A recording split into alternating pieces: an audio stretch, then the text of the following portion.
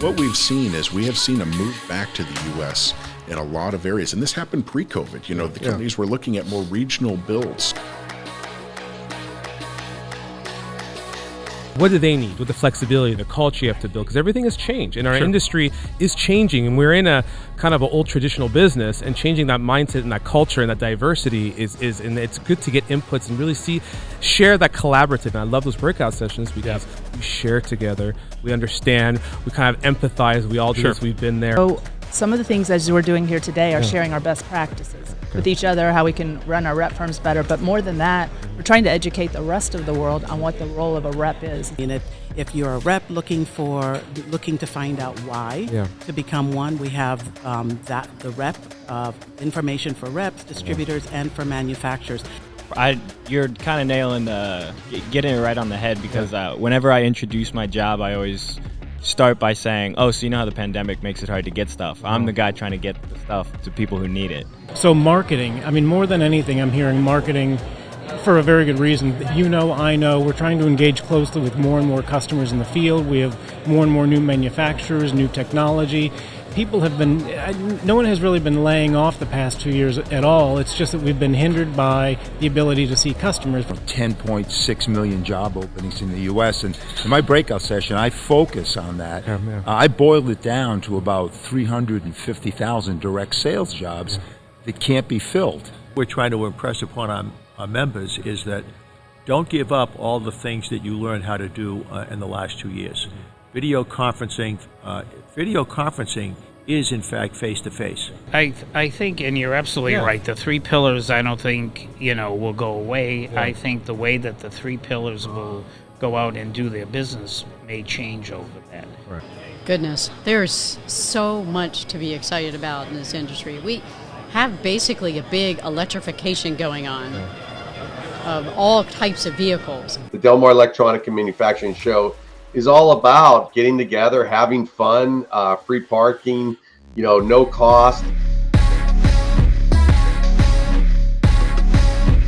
The amount of printed copies of Electronic Sourcing, plus the new magazine, Designing Electronics North America, I've been blown away by how many people said, this is great, this is exactly what we need. We're getting ready to publish our top 50 electronics distributors list next week, which is a highlight usually for everybody. Yeah. Tell that he was a gifted kid. He was a little kind of on the genius side, right? A little introvert, but boy, he asked so many questions, and he challenged me. Well, how does that work? How do you apply that? How many amps, and he's talking technical, right? I'm a salesman, I don't know jack diddle. This kid was asking me technical, so I invested into this kid. This is like 15 years ago. I think that I'm the only Gen Z content creator for our industry. I haven't got to meet anybody else yet. I just came across one of the major EDA providers in the world. We can talk about the name now actually because they're imminently about to go live. It's called Cadence. Sure. They are one of the largest EDA companies. Inside our equipment, we've got a high-tech aluminum aerospace core.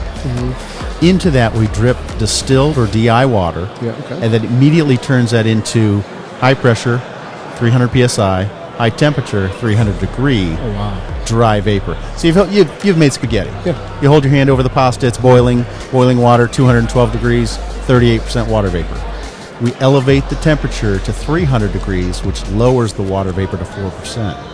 Oh, wow. So in that process, we can clean anything actually that's metal.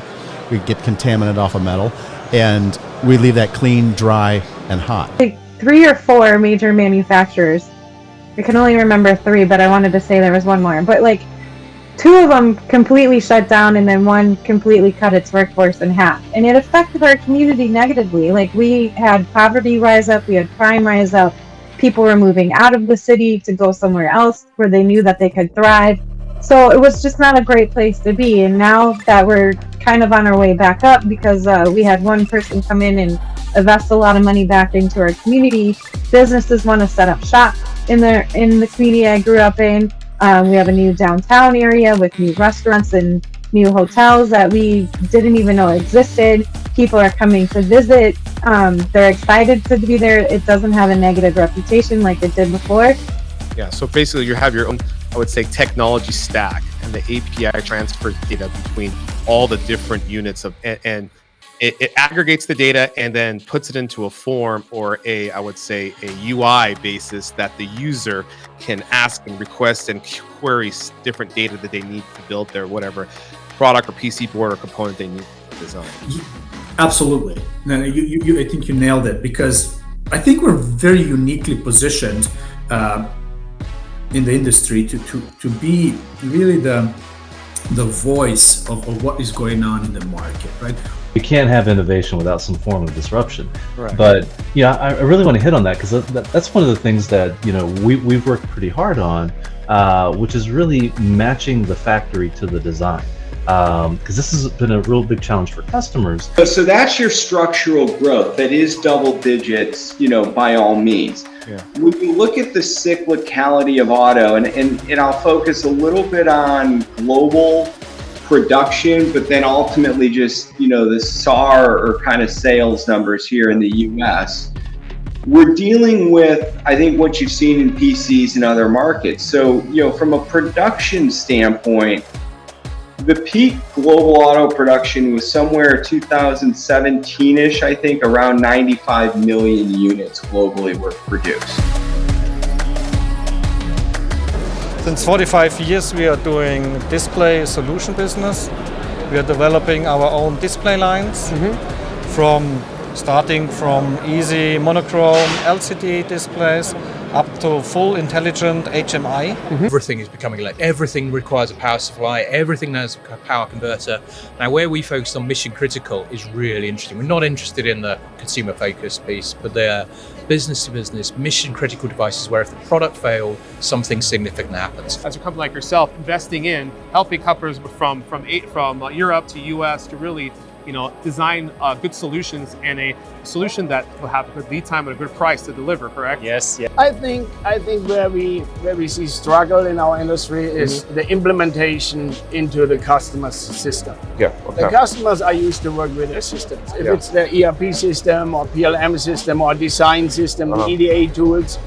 And the goal is to make that data available in their infrastructure. So we spend electronic components around $650 billion this annum, right? Yeah. They're saying there's going to be a good double-digit growth every year for the next 5 to 10 years. That means we'll be at $1 trillion by the end of 2030.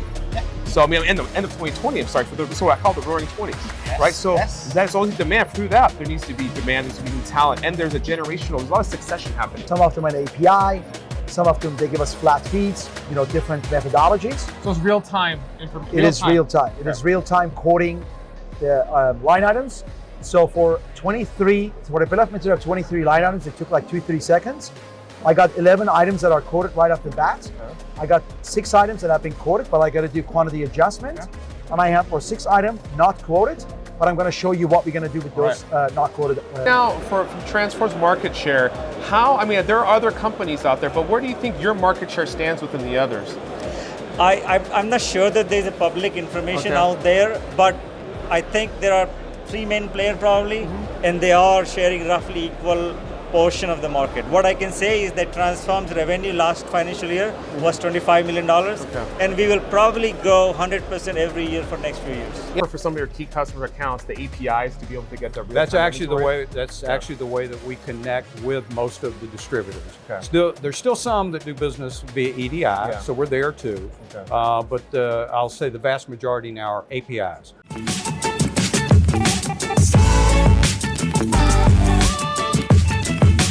And we're live.